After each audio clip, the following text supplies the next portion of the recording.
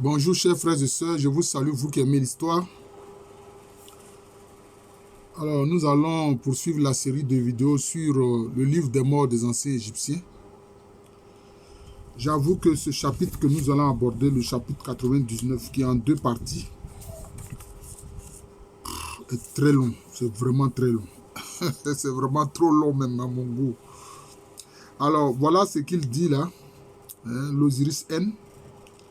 Formule pour amener à soi le bac, c'est-à-dire parole sacrée. Je vous ai dit, pour vous qui me suivez, vous savez que je remplace formule par parole sacrée.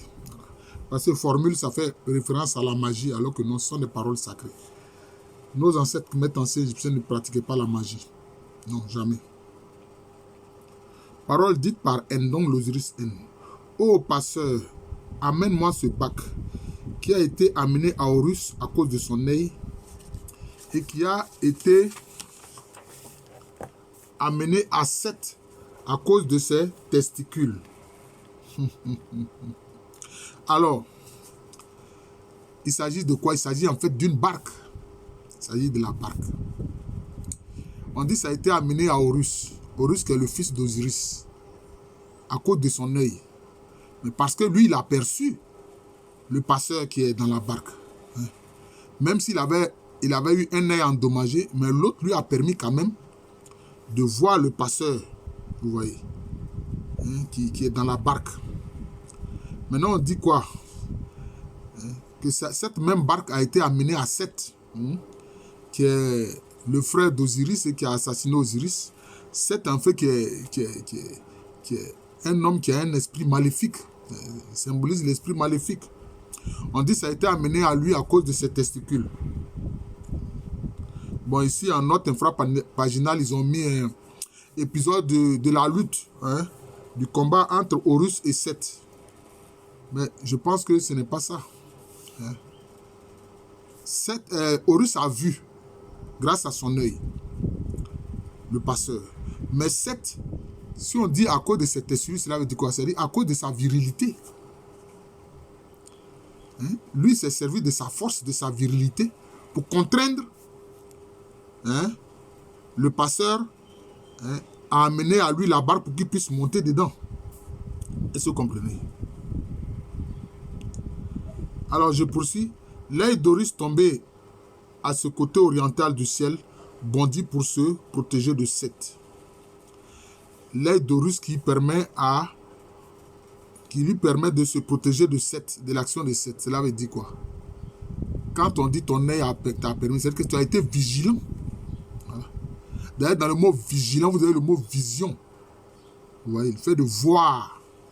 Donc simplement, on veut dire ici que Horus a été vigilant pour éviter les coups mortels de Seth.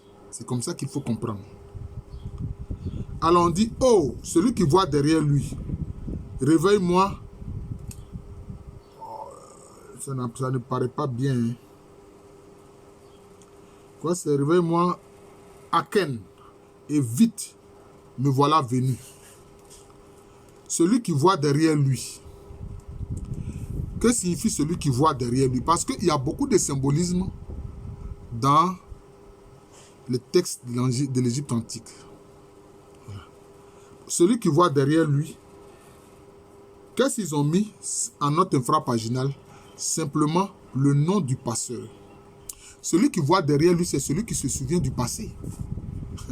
Ce n'est pas son nom, non. C'est son titre. C'est un titre. Mais c'est celui qui connaît le passé. Vous voyez. D'ailleurs, c'est pour ça qu'il y a un oiseau chez les Akans qui s'appelle Sankofa. On le représente avec la tête qui se retourne et qui regarde derrière lui. On appelle Sankofa, c'est-à-dire regarde derrière toi pour aller prendre la connaissance d'avant, la connaissance que les ancêtres avaient. Vous voyez. Donc, c'est pour ça que je dis que les traditions africaines permettent de comprendre beaucoup l'Égypte antique. Donc, celui qui regarde derrière lui, celui qui voit derrière lui, c'est celui qui se souvient du passé et de ce qu'on peut en tirer. Voilà. C'est ça. Réveille-moi, Aken, et vite, me voilà venu. Réveille-moi, Aken, ça dit que celui qui est celui qui en fait permet d'avoir la connaissance du passé. Parce que le passé, c'est quoi? C'est chargé de l'histoire des ancêtres, de ceux qui nous ont précédés. C'est ce que ça veut dire. Qui es-tu? Celui qui vient là. Je suis le bien-aimé de son père. Celui que son père aime le plus. Je suis celui qui réveille son père endormi. Effectivement, là, en notre infrapagina, ils ont mis Horus. Effectivement, Horus est le bien-aimé de qui? D'Osiris, son père. Oui. D'Osiris, son père. D'ailleurs, il a vaincu Seth. Et ainsi, il a vengé son père Osiris. Oh, celui qui voit derrière lui, réveille-moi Aken, et vite, me voilà venu, je suis N, en fait l'Osiris N. Bon, ça c'est déjà dit. N'as-tu pas dit que tu voulais aller vers ce côté oriental du ciel? Tu veux traverser pour quoi faire? Pour que je relève sa tête et que je soulève sa main, pour qu'il vous donne des ordres. Qu'il vous donne des ordres à cause de son œil, afin qu'il ne périsse pas et ne soit pas anéanti dans ce pays jamais. Bon, relever la tête, c'est manifester quelque part sa dignité. C'est ça, relever la tête. C'est manifester sa dignité. Et que je soulève sa main. Parce qu'il faut remarquer, quand quelqu'un est vainqueur, qu'est-ce qu'on fait? On lève sa main. Vous avez remarqué, quand il y a les combats de boxe, etc., où il y a un combat, celui à qui on lève la main à la fin du combat, c'est celui qui a gagné. En fait, c'est ça. Là, ici, on parle de Horus, qui a gagné son combat face à son oncle Seth. Voilà, c'est ça. C'est comme ça. Oh, celui qui voit derrière lui, réveille-moi Aken, vite me voilà venu. Bon, ça, c'est la même chose, ça a été déjà dit. Maintenant, il dit, pourquoi dois-je réveiller Aken? Afin qu'il m'amène le bac, confection de Shkoum, du nom d'Héliopolis. Bon, afin qu'il m'amène le bac, c'est-à-dire afin que le passeur envoie justement la barque pour qu'il puisse faire la traversée. Hein? Bon, on dit que quoi? Le bac a été confectionné en fait par Shkoum, hein, qui est de la cité d'Héliopolis. Maintenant, on dit, mais il est en pièces détachées dans le chantier. Eh bien, prends son bâbord et applique-le à sa poupe. Et prends son tribord et applique-le à sa proue. Bon. L'autre lui répond que le bac n'est pas encore, on n'a pas encore fini de faire cette barque-là. Et qu'est-ce que lui dit? Lui donne des instructions pour que les agencements se fassent. Et alors pour que la barque puisse être utilisée. Cela veut dire quoi? Cela nous permet de comprendre ici comment est-ce qu'en fait les anciens Égyptiens confectionnaient les barques. Parce que qu'est-ce qu'il dit ici? Prends son bâbord et applique-le à sa poupe. C'est-à-dire prends sa partie qui est devant et puis agence-la avec sa partie qui est en arrière. Prends son tribord et applique-le à sa proue. Donc, ce sont des agencements. Ouais, donc, la barque sans doute était faite en 4 parties. Et puis après, on les agence. On agence la proue à la poupe. On agence le tribord à la proue. Voilà. Donc, on agence le bâbord à la poupe. Et puis, on agence le tribord à la proue. Mais il n'y a pas ces joncs, il n'a pas ces plantes, chaou, il n'a pas ces fou, il n'a pas ces cuirs. Ces joncs, c'est la bave qui sort de la bouche de Baba. Ces plantes, chaou, c'est la touffe de poil qui est sur la queue de Seth. C'est que c'est fou, c'est le cume qui est sur les lèvres de Baba. Et ses cuirs, c'est des mains de la statue. Horus est celui qui l'a créé. Et l'œil d'Horus est celui qui les a conduites. Bon. En fait, moi, ce que je comprends ici, c'est que en fait, la barque en question est sous l'influence de certains attributs d'esprit. Voilà. Quand on dit que c'est jonque là, c'est la bave qui sort de la bouche de Baba. Ça dit, sa bave, donc c'est son crachat. On dit c'est plante chaou, c'est la touffe des poils qui est la queue de Seth. En fait, Seth c'est un homme, il ne peut pas avoir une queue, mais c'est le renard pâle. Parce qu'il est représenté par le renard pâle. Donc c'est la queue du renard pâle. Voyez, c'est la queue du renard pâle. Sans doute que cela est utilisé dans la confection de la barque. Voilà. Donc c'est un peu ça. Voilà. C'est un peu ça. Parce que les anciens Égyptiens étaient des êtres très spirituels. Voilà. Tout ce qui est matérialisé prend sa source d'abord dans l'univers spirituel. C'est ce qu'il faut comprendre. Celui qui voit derrière lui, rêvez-moi à Ken, etc. Bon, c'est la même chose encore. Qui est-il celui qui gardera cette barque? Va te chercher la queue Sementi et mets-la à son extrémité pour qu'il la garde. Alors, la queue Sementi, bon, il dit divinité, ils ont mis divinité animale inconnue. Or, on a parlé de la queue de Seth. C'est le renard pâle. Ici, sans doute, c'est un autre personnage. Bon, là encore, ils disent que c'est la queue d'un animal inconnu. Mais moi, je pense que c'est un personnage aussi qui est représenté par un animal, dont l'animal est un symbole. Voilà, donc c'est comme ça. Il s'agit bel et bien, sans doute, d'un être humain. Enfin, d'un être humain, c'est ça. Parce qu'une simple queue ne suffit pas pour garder la barque. C'est un homme qui garde la barque. Voilà. Donc c'est ça. Quelquefois, ils prennent la phrase à la lettre. Bon, on dit encore celui qui voit derrière lui, réveille-moi à Ken, etc. Qui me l'amènera, etc. Amène-la moi avec le plus beau des dieux et sa progéniture. Bon, il s'agit des Néterous. Et on cite ces Néterous là ici. C'est-à-dire des attributs divins.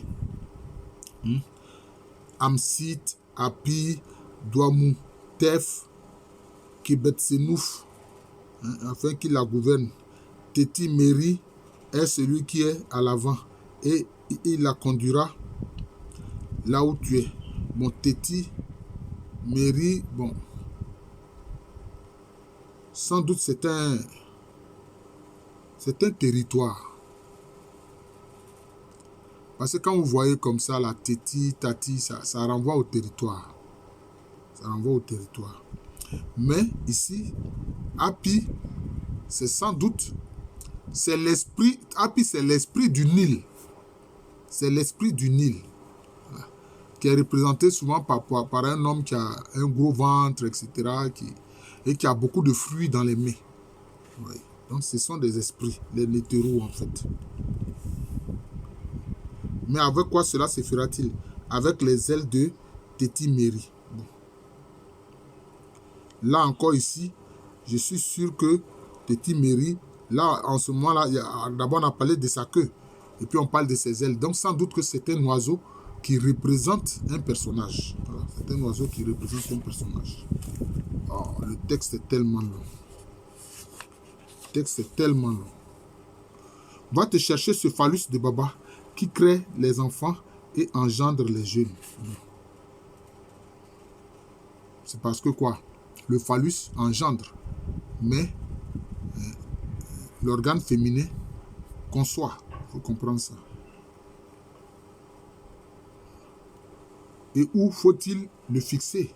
Sur les cuisses, là où les jambes s'ouvrent. Et ses cordages. Va te chercher ce serpent qui est dans la main de Hémet. Mais où le mettrai-je? Tu le placeras dans son oussec. Et sa voile, c'est la racine qui est sortie de la ville de Siti. Quand s'embrasèrent Horus et Lombite le jour du premier de l'an. Bon. Ça devient de plus en plus hermétique. Bon, vous voyez, on parle du phallus de Baba. Maintenant, on parle de quoi encore? Sur les cuisses, là où les jambes s'ouvrent. Cela veut dire quoi? On fait référence à l'être féminin que le phallus de Baba pénètre. Voilà, que le phallus de Baba pénètre. Voilà. Voilà. Et on dit, va te chercher ce serpent qui est dans la main de Hémen. Bon, parce que quoi? Le serpent est lié à l'eau. C'est pour ça que, en fait, dans la partie nord de l'Égypte antique, le serpent cobra était la représentation symbolique parce que là-bas, il y avait beaucoup plus d'eau. Vous voyez. Donc, c'est lié, en fait, au principe féminin. C'est lié au principe féminin. Voilà. C'est ça.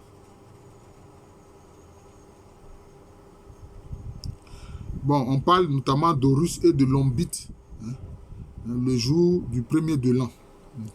C'est-à-dire, c'est comme si on parle d'Horus qui rencontre, qui est en contact avec le temps. Horus est en contact avec le temps. On dit il embrasse Lombite, c'est-à-dire qu'il est en contact avec le temps. Jusqu'au jour du premier de l'an. Voilà.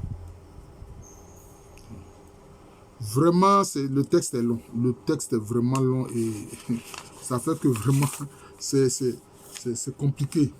C'est compliqué. Le texte est vraiment long.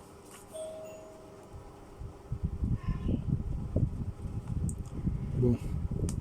Donc, je vais peut-être sélectionner pour voir les éléments les plus expressifs. Et que c'est ça qu'on va commenter. Il y a des phrases qui reviennent comme celui qui voit derrière lui, réveille-moi à Ken, etc. Bon, ça, on a déjà vu ça. Après, maintenant, il est dit, qui es-tu? Qui vient là?